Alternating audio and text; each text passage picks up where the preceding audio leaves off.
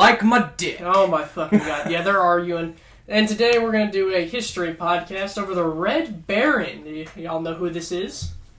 I am aware who the Red Baron is, yes. Why are you? I've heard of him. He's the World War I's greatest ace pilot ever. And he was a German. Actually, you'll find out actually where he was born.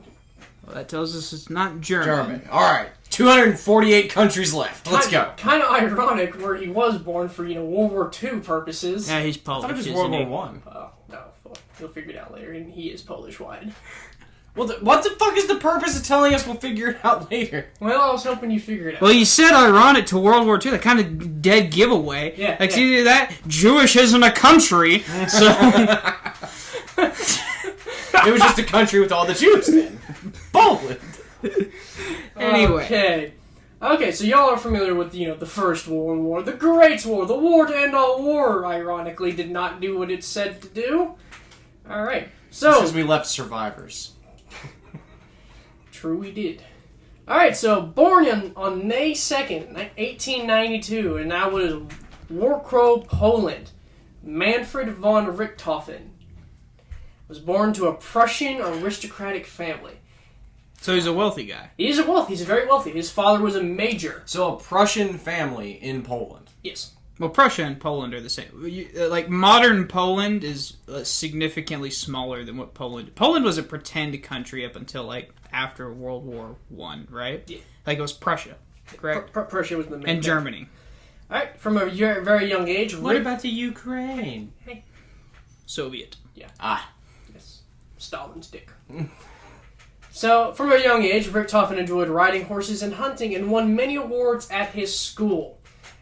I don't know how you do a hunting award show. I'm assuming, skeet shooting, you do birds. I don't know.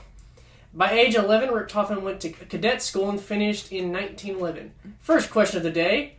What did Richthofen join after cadet training? So hang on. So just in case you haven't noticed yet, today's podcast is going to be a little different because Nick is going to read us parts of his life story and then make us fucking guess. Not. It's supposed to be fun. Shit. Yes, Daddy. God damn. Okay. So, question 1. What did Richthofen join after cadet training? A. Infantry. B. Pilot. Or C. Cavalry. Which one did he join? Okay, let's see your answers. I put C. C. Cavalry. Point to both of you! Really? Yeah! Yes, he joined the cavalry unit. Pilot was too easy. And I didn't think they had pilot force back before. Well, I knew pilot was a trick question because they didn't have pilots at the beginning of the war. Right. So besides the Germans. The Germans had pilots. Well, towards the end, right? But did they didn't start off with pilots. Alright, so we're keeping score. If we're going to do this bullshit, Oh, no, I'm keeping score. Oh, he's got a tab. Oh, okay. Actually, yeah, give me that. Fuck you. Give me that. You had something. No, give me that. This is my piece of paper. How am I supposed to rig the election? I mean, the contest. Oh, it's gonna be rigged. We'll make a Democrat out of you just yet. So, alright, yes. Once World War I broke out... So why join the fucking cavalry, though? Huh? I guess it's better than infantry, and they didn't have pilots. But, and they didn't have Marines. We had Marines. They didn't have Marines. Not then, did we? Well, we didn't have Marine not really. force. We've always had Marines. Marines Technically, we've always had Marines, but we never had a Marine operating force until World War II. Well, in Europe, there's no need for true. amphibious assault. Not true. We had Marines. That's true. Who took over Tripoli? It's the whole point of the song. Yeah, but they weren't called. Okay. But I'm saying we didn't utilize them like we would use them today. Anyway. Okay, so once World War I broke out, Richthofen served as a cavalry reconnaissance unit, alright? So he was just... Yeah. Recon. And he served on both the Eastern and Western fronts, seeing action in France, Russia, and Belgium. This is in World War I? Yes. Okay. No, it's World War V, Garrett. No, we skipped a couple. Fucking idiot. France, Russia, and Belgium. What did he serve on the Eastern Front? Do you know? All it got me was the Russia's Eastern Front. Or France's Eastern Front. Russia's Western. No. Russia would be the Eastern Front. Yeah. That's who he fought against. He fought against Russia, France, and Belgium. Okay, I was just curious if his campaign. So Russia was the Eastern Front. But trench warfare left cavalry units outdated and useless. Couldn't use horses. So, Richthofen's cavalry unit was dismounted and used to dispatch runners and field telephone operators. So instead of horses, they were running. Like Kenya marathon runners. Kind of useless. Except through mustard gas and mortar shells. Pretty much. Richthofen grew bored quickly at this type of service, and he wanted to take part in direct combat. The last straw for Richthofen was when he was ordered to transfer to an army supply branch. That's this guy who gets the cheese. And he soon became interested in air service and applied for transfer. Here's the second question. What did Richthofen write in his application for transfer? And this one is an open-ended question, so you have to guess what you think he wrote.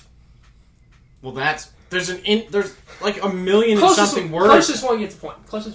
Closest one? That is completely subjective. All right, reread the question. Let's do this. What did Richthofen write in his application for a transfer?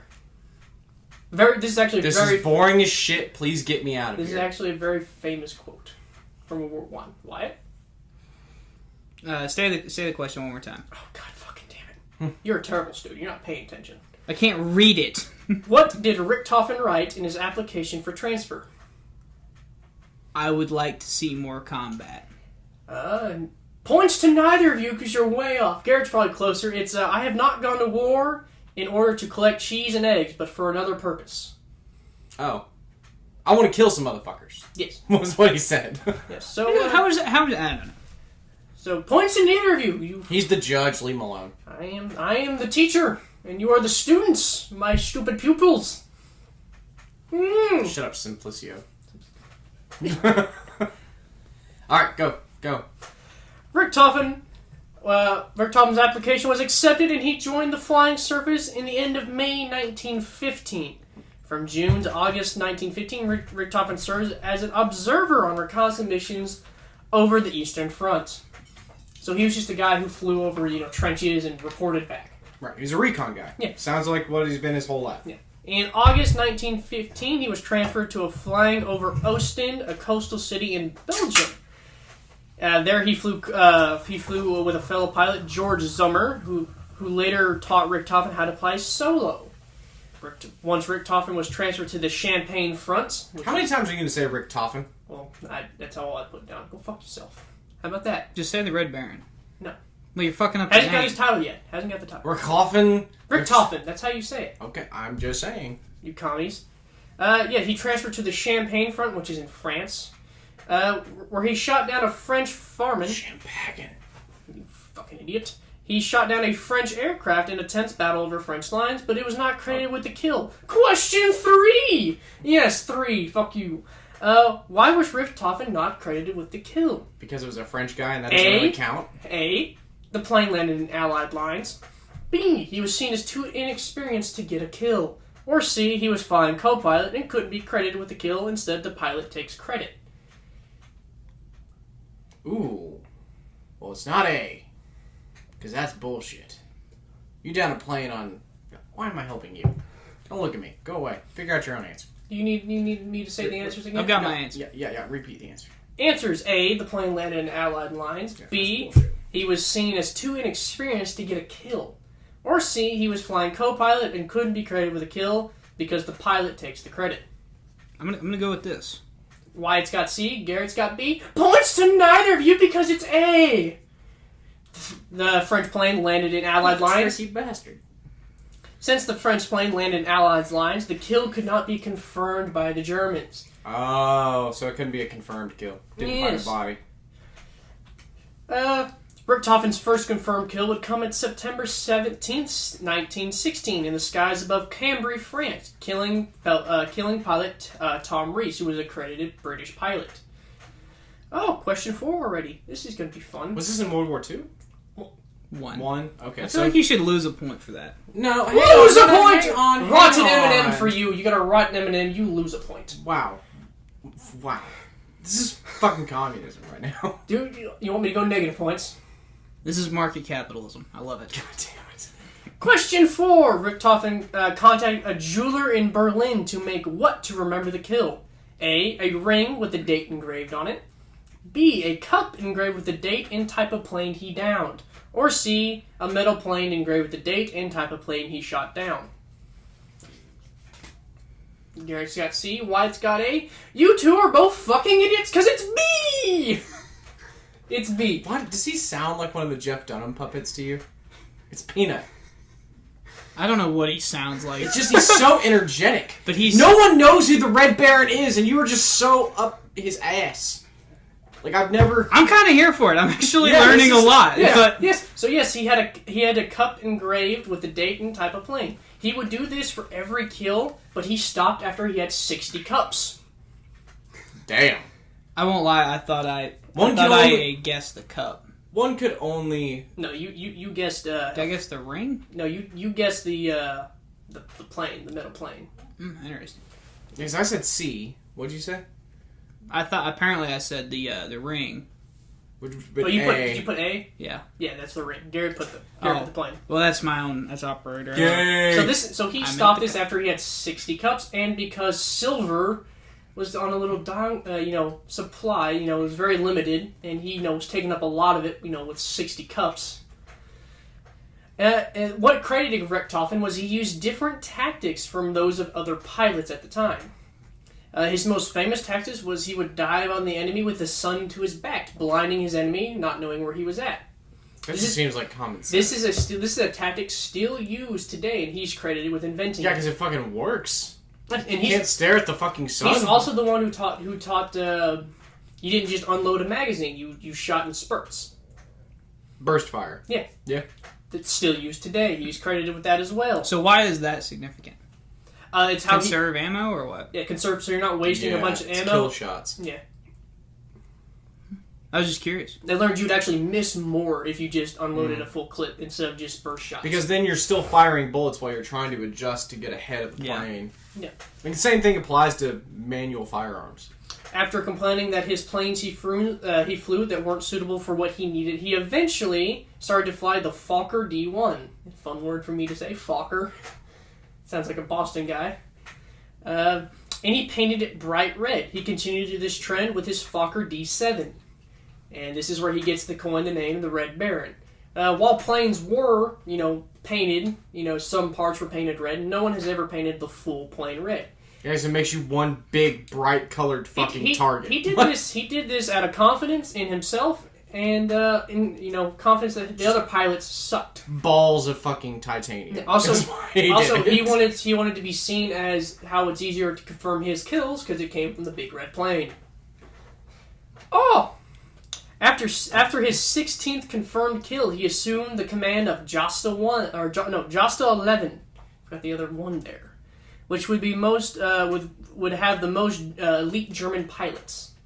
So Josta 11. So he was commanding a fleet of the most elite pilots that the German army had. Damn. An entire fleet? Yes, not a fleet. I don't know if it's a fleet. A full fleet, but I don't know. Like a crew? Yeah. Or... I don't know exactly how. Squadron? They use that. Yeah, there you go. I know that's what they use in World War II. Question 5. What was Josta 11 renamed to? What? This is an open like question. What area was it named No. to? Josta 11, the company he commanded, what was it renamed to? Oh, I know this one. It's the Red Baron and his Flying Circus. What? Is it the Red Baron and his Flying Circus? It is the Flying Circus! I don't get it. I don't get it because... it's also known as the Baron Circus. They all painted their... Point to Garrett! Ooh! Oh, this is getting interesting. White, step it up. No, I did know that one because I was thinking circus monkeys. Yes. They got the name because the pilots of Josta 11 would start to follow Richthofen in painting their planes and would get the name the Flying Circus. As they would do for the big red tent. They would do aerobatics when they were flying. They would do spectacles, essentially, when they were dogfighting. It's like the Blue Angels. Yeah. Except in combat. Richthofen would lead the Flying Circus to unparalleled success, peaking during Bloody April, causing an instant... Bloody April in 1917. The Red Baron would shoot down 22 British aircraft, including 4 in a single day. So if this is World War I just want to add something here that kind of got missed. But these are propeller-powered airplanes. Yes, yeah. These are not jet aircraft. No, these are very slow. Yeah. So, 4 kills in a single day is very, very hard to do. 22 in a single month is even harder. That's over. That's not even. That's more than one every other day. Yeah, that's just in April alone. He got 22 kills. I shoot down planes and smoke cigars, and bitch, I'm all out of cigars. On July 6, 1917, Richthofen would sustain a serious head wound during combat near Belgium, causing instant disorientation and partial blindness. He got shot in the head. He regained his vision in time to ease his plane out of a spin to land in Allied territory. He required multiple operations to remove bone splinters from the impact area. Question 6. What was the average life expectancy of a pilot in World War I? A, 2 hours. B, 40 hours. C, 5 minutes. Is this a flight time? Yes. In hours, how long were you suspected to live? What are the options again? A, 2 hours. B, 40 hours. C, 5 minutes. Wyatt has B. Garrett has A. Point to Wyatt! It was 40 hours. 40 hours. Or 2 weeks. Was the average life expectancy was 2 weeks, or 40 total plane hours. I only knew that because they make a slight reference to that in Red Tails. Yeah. So if you think about it... I can live 1 work week. So that's enough to make a lot of back people then it may have been suicide. half a work week. Damn. Yeah. World War I, Europe, yeah. Later in World War II, the average life expectancy for a pilot would significantly decrease with technology increasing and dogfighting. Especially if you weren't German. Yes, and yeah. Oh yeah. Fun little fact: the top 250 pilots of all time with kills is all Luftwaffes. Which would have been Third Reich Germany, yeah, right? Yeah, German Nazis. Yeah.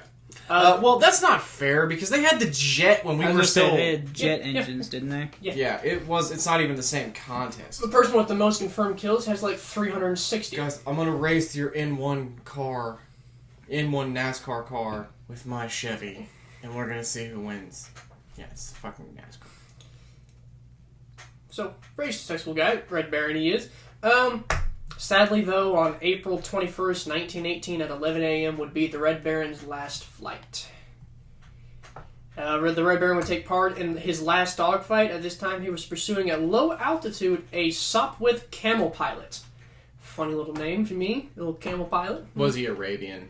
No, he was part of the Canadian Royal Air Force. I was about to say he's Canadian. That's hilarious. Yes. And he was pursuing a novice pilot lieutenant, Wilfred May, of the Royal Air Force. The Baron would pursue May across the Somme. During his pursuit, another royal pilot named Arthur Brown would join the pursuit. And what Brown would do is he would dive bomb the Baron, but had to steadily increase to avoid hitting the ground. It was at this point during the fight that a single .303 bullet which would hit Richthofen in the chest, damaging his heart and lungs that would have killed him in less than a minute. So a gunshot. Yeah, 303. From the plane. Oh, we'll get into that. I was fixing to say. He would kill him. Richthofen's plane took a steep dive, hitting the ground and bouncing off the ground, and finally landing near Bray-Cambrai Road on a hill. I'm thinking the Beast of Bray Road, which is in Michigan. That's not... Yes. Okay. While it is unknown who shot down the Red Baron, the Royal Air Force credited Arthur Brown with shooting down him. They credit him with the kill. But it is generally agreed by historians, doctors, and ballistics experts that what killed the Red Baron was an AA gun from the ground. Okay. Anti-aircraft. Yes, anti-aircraft. This is not an Alcoholics Anonymous gun. Okay, we do have those. But... a little misconception. A lot of people with the death of Red Baron, he had no last words. He was dead when they arrived on him. Some people... Yeah, he got shot and then crashed a plane. Yeah, a lot of people think he had last words. He did not. They found him dead. His face was embedded into his little steering rig. What do they think his last words were? What's the legend? His last words was, kaput. something kaput. Well, fuck. Something fucking German. And so they would send down his death certificate to Poland, misspelling his name and saying, died April 21st in dogfight. That's all they sent. It is not known where the Red Baron ended up. We do know he eventually was shipped back to Poland, where his body was examined by historians and doctors on a later date. This is where you get the general consensus that he was shot down by anti-aircraft. And this might be a question later on, but didn't the Red Baron got full military honors by the UK people who shot him down? No, they buried him. Or they really didn't give a shit. Not really. If you see in the movies, like, I know there's one where, like, the flying circus flies over where they buried him, and they threw, like, a leaf. Yeah, it didn't happen. I could be wrong. I might be thinking of another German pilot in World War II. Oh. But I know one of the pilots got full military honors because they considered him a worthy adversary. And he was highly feared. He was very feared throughout the whole war. It's like a sniper in Iraqi freedom. Like, ooh. Final question, Garrett. This is the last chance to tie. Why you could take the win here? What was the Red Baron's final kill count? What's the total number of kills? A, 105 kills. B, 120 kills. C, 80 kills. Choose now for either the winning or the tie. Garrett, what did you have? Wait, say the order. Oh, okay. A, 105 kills. B, 120. Or C, 80. Wyatt's got A. Garrett's got A. Points to neither of you because it's only 80 kills. I shouldn't have switched. For those of you who didn't know, I had C. But I was like, saw him nod when he saw it. I said it's got to be triple digit or under triple digit. How long did he live then in combat? If he got 22 kills in a month, it's his personal confirmed kills. The Flying Circus got 22 kills. No. He got 22 kills in the month alone in April. Damn. He himself. Not the Flying Circus. He himself, and he got 4 in one day. I bet he just felt untouchable during the month. Balls of fucking hence why he painted his plane red. It was a big ball move. Yeah. Like, it's the biggest dick move you can ever do. It's come at me, bitches. Try to shoot me! Yes, he only got 80 kills. Now, he only got 80 kills. He's still credited only 80? Yeah. Well, I've only killed 80 So people. when you compare him to the Luftwaffe pilots of World War II, 80 kills was fucking nothing. But again, we're comparing jet airplanes to Zeppelins and... He is still credited with being one of the most skilled pilots ever alive. His tactics are still used today in many fighting. Actually, the Luftwaffe learned his tactics to fight. Yeah. That's what made them so successful. No, what made them so successful was the fact that World War II Germany was, 10, 15 years ahead of American and European technology. Well, I think they didn't have jets to start the war. No, it was very shortly after. No, I think by the time we got there. But we got there late. Yeah, so it's 1942, and then we got in 1944. When we got there, the first jets were introduced, and it was scary. The British told us, because they encountered it first, that it was something that you could see as a pilot, and then they're gone and behind you before you could even blink. Yeah, we literally literally could not keep up with them. No, they would just zoom, and they'd fly behind you. He also did the tactic where, he'd let someone get behind him for funsies, and then he would fly straight up and come around behind him and shoot them dead. A very skilled pilot. He was really good in acrobatics. I think most of this just goes to iron fucking nuts. Crazy song, get out. Oh, here's a little fun little question I'll ask you. So he was only a lieutenant when he served. This will be the final question. One of the final questions. Garrett, this has a chance to tie. This will be an open-ended question. No. So he only served as a lieutenant, which technically he could not hold the command of his own squadron. Why was he allowed to command Josta 11 or the Flying Circus? And why wasn't he promoted higher? Well, we'll do two separate questions. I'm going to say, okay, so we'll do why was he only a lieutenant and commanding a squadron when you need to be a higher rank? Okay, so what's the question? Because that was the same question, but you said you were splitting it into two. What was the reason he held the lieutenant? So why did he hold lieutenant, and why and the other question is why as a lieutenant was he able to? So we'll do this. Why wasn't he? Why didn't he get a move up in promotion? So I'm going to say, had he have gotten a promotion, it would have taken him out of combat. Garrett, or away from his squadron, I guess is a better way to say it. I'm going to say he didn't want to do the paperwork. There was no paperwork. Points to neither of you. The reason he was not promoted higher, it was custom in Germany that the son did not hold a higher rank than the father. His father was a major. Ah. He could only hold this thing lieutenant. Last question. Why, then, as a lieutenant, did he own his own squadron? Because the Germans weren't idiots. I'm going to have to clarify. He was more than capable. Like, it was a recognition of skill. Yeah, that's what I was going to say. He was too good to not let. Right. Interesting, but you're both wrong. Okay. It was very common. You even do the peanut, like... I'm not having as much fun with this podcast as I thought. So it was it is. I'm fucking... It was very common for German officers to hold a lower rank than the job they were doing. Say again? It was very common during World War I that German officers would hold a lower rank but do the workload of a higher-ranking officer. Like corporate America. Yes! Points on Garrett for comparison! I've worked out for like 4 weeks and I feel jacked now. Are you fucking serious? I'm about to get... Hey, no, this is capitalism. This is capitalism, what? Is this capitalism? Alright, it's a tie. Give us a tiebreaker. What was the Kaiser's name during World War I? Oh, fuck. Oh! Pass. You can't pass. No, that's his answer. That's my guy. Samuel Pass. That sounds familiar. No, sounds American. Not. I have no idea. What was it? Just take a guess. Weinsberg. Garrett, you can't do much better than Weinsberg. Ich war Heine. Well, he did. It was Kaiser Wilhelm. Wilhelm. I wouldn't have guessed that. Not a fucking all. Well, Nick wins. I'm a terrible teacher. Y'all had to learn. You didn't even tell us his name. You told us explicitly not to do research before this That's podcast. what makes it fun! It's supposed to be about fun. Have fun. I was having fun, and I got screwed out of history champion out of some bullshit. It's not bullshit. It's capitalism. Alright, one more time. Okay, Give us another question.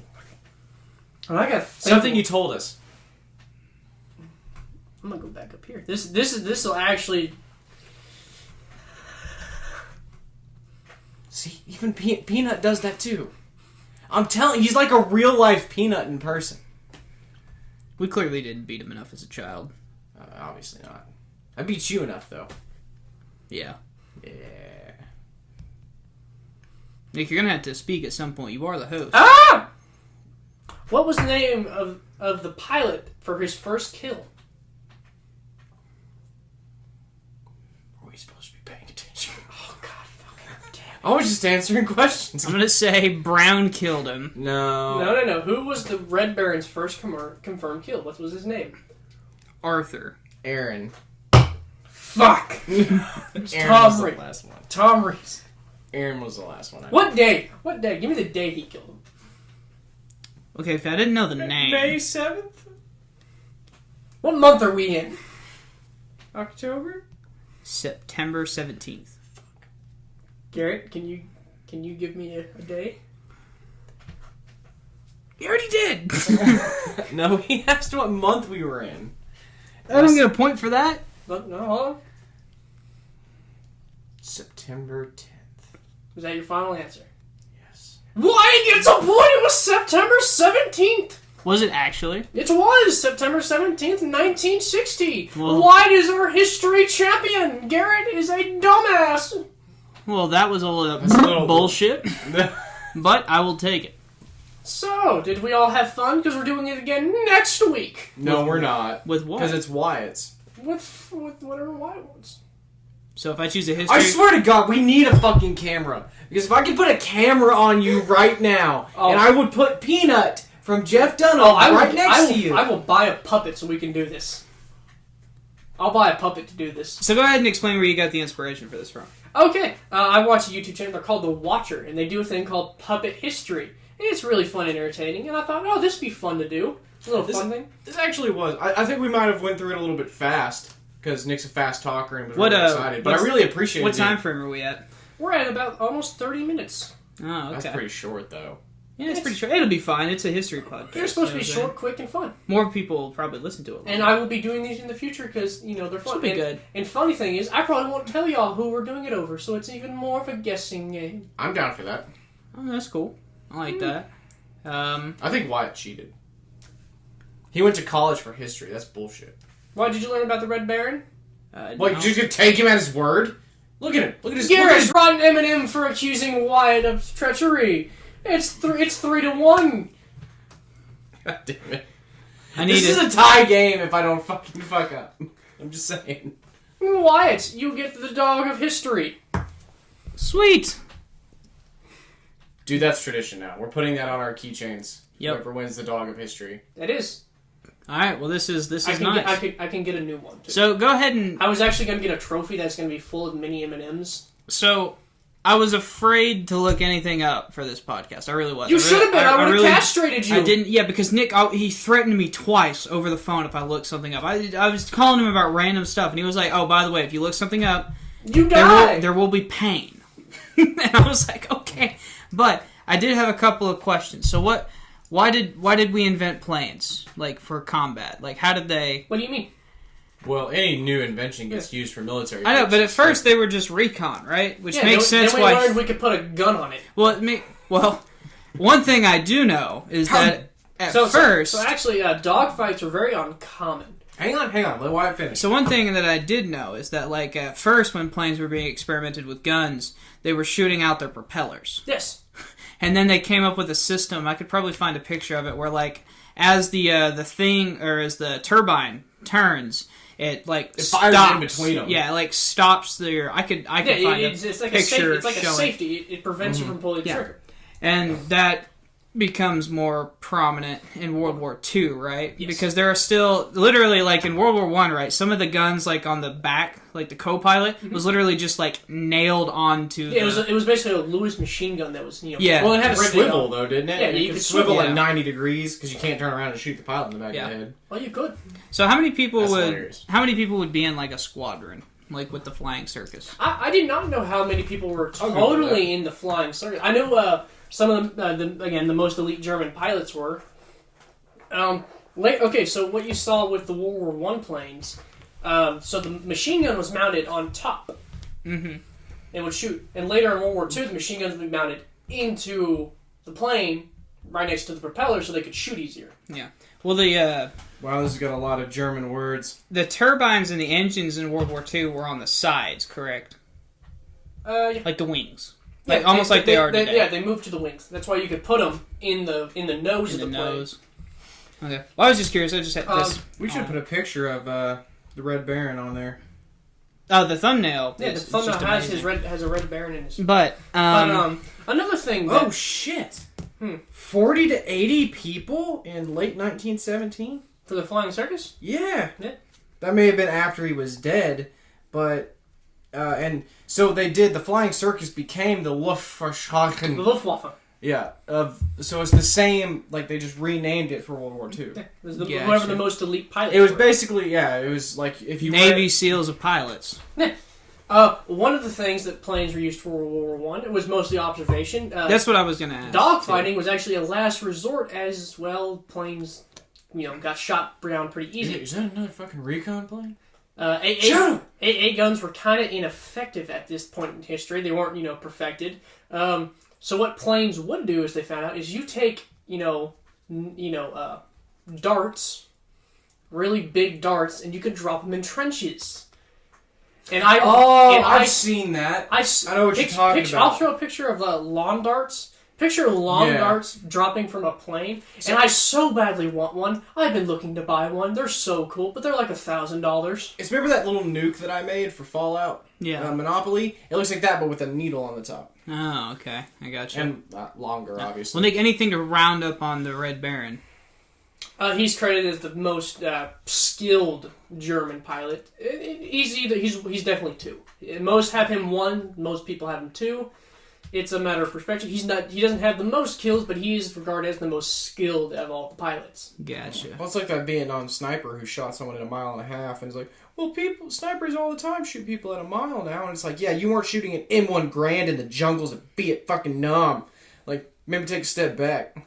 Right. And that's what an aerial dart looks like. Yeah. Oh, gotcha. And I so badly want one, and yes. All right. Well, anything else? No! Thank you for tuning into our history podcast. Wyatt, the champion of history. Garrett, the dumbass of history. We'll tune in next time, and I will not tell y'all who we're going over.